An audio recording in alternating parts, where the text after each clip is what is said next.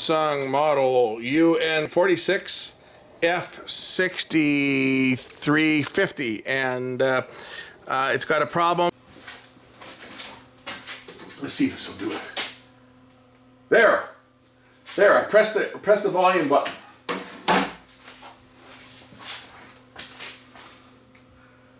That's our symptom on this set.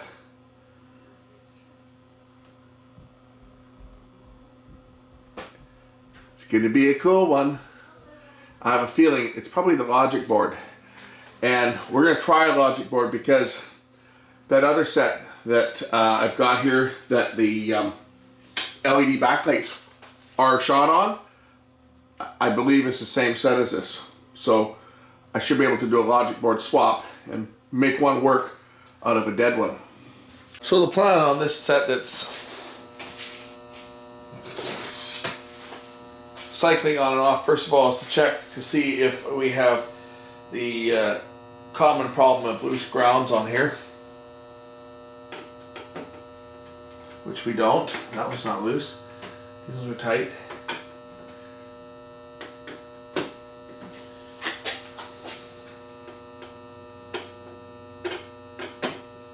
These are all tight on this set.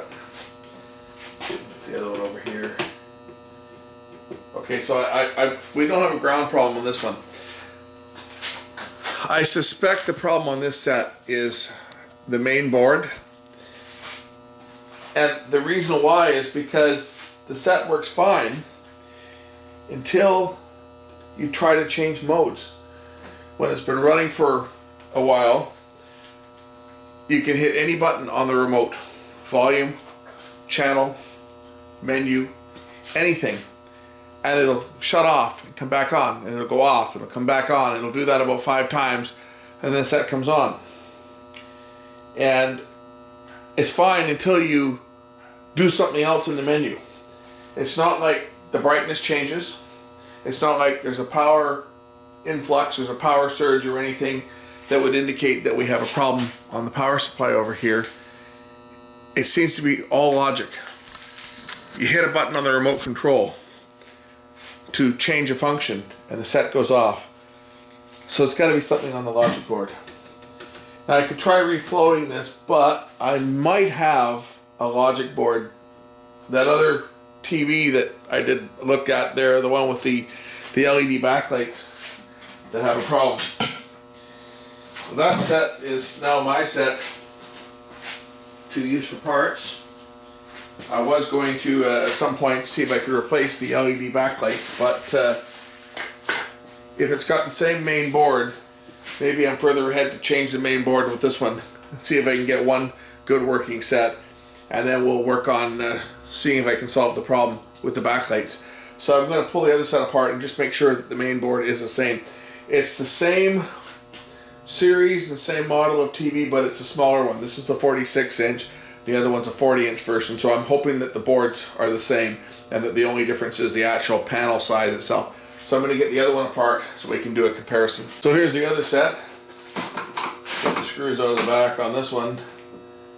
That way we can determine whether it's the same set or not. Okay, one thing I've noticed different about the sets is that it might not be the same main board. This one doesn't have the same looking heatsink. The other one, this one's got an actual heatsink on the main chip here. The other one had a big metal plate. So I don't know if the boards are exactly the same. I'm just going to grab the other set. We'll put them both up side by side and inspect them and see if the board is the same on both. They may not be the same set, even though they're the same model, the same year, and the same run, and they look identical from the back. There may be some differences that prevent me from swapping boards, but let's get the other set. Well, I'm not 100% sure that these are the same boards. The numbers on them are a little different. This one's a BN4065931, BN4061688. Physically, they look to be the same board, but the software may be different between the two. But I have two TVs here that are junk otherwise, so I'm going to swap the boards and see whether that will fix this other one. Because other than that, I have two TVs that are junk. I mean, it's probably this BGA chip probably needs to be reflowed. When it heats up, it starts to do weird things, and just changing the channel makes it act up. But let's swap it out and just see whether we can make one work out of the two of them here. So this is the good board. This is the set with the bad backlights. This is the one with the bad board. So I'm going to take the board from this one and I'm going to put it in this one and see if it'll fix it. So we start by just disconnecting the board. We just have to flip up the LVDS cable and just unplug it. And unplug the power cord from the power supply. Squeeze the pins in and also unplug the speaker. Those are just the 3 plugs that plug it in. And that's just a matter of removing the 4 screws that hold the board in place and swapping it with the other one.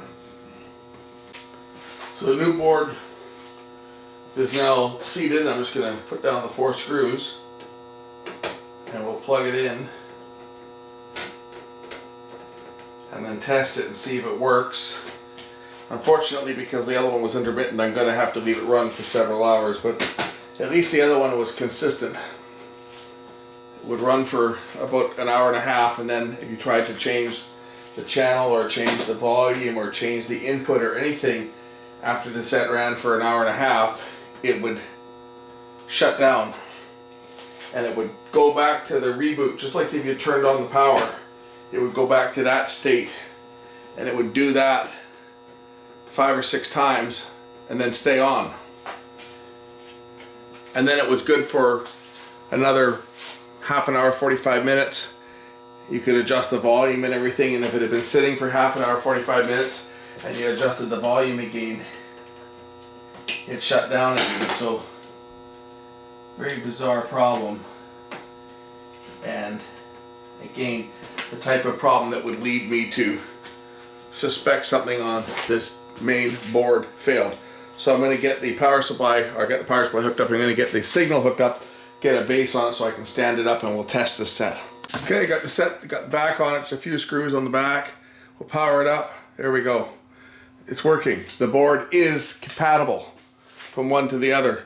I'm going to change that channel off here pretty quick here, because I don't want to get popped for, you know, copyright crap. But time will tell. I'm going to leave this thing run. I haven't put all the screws in it yet, but that'll be the next thing. I'll throw all the screws back in this thing, and I'm going to let this thing run and see if it goes back to that going off when I change the volume, and make sure that I do have sound, which I do. Okay, so it's working. As you can see, it's got a picture. I'm going to, I'm just putting it back on my other screen there so that you guys I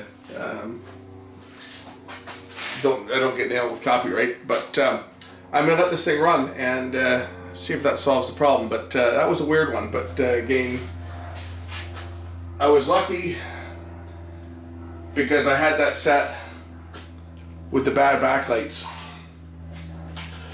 that I could pull the parts off of. So I was able to pull the main board off of the one with the bad backlights and put it on this one. So we've got one set working out of 2 broken sets. Hope you enjoyed this video, and we will catch you in the next one. Bye for now.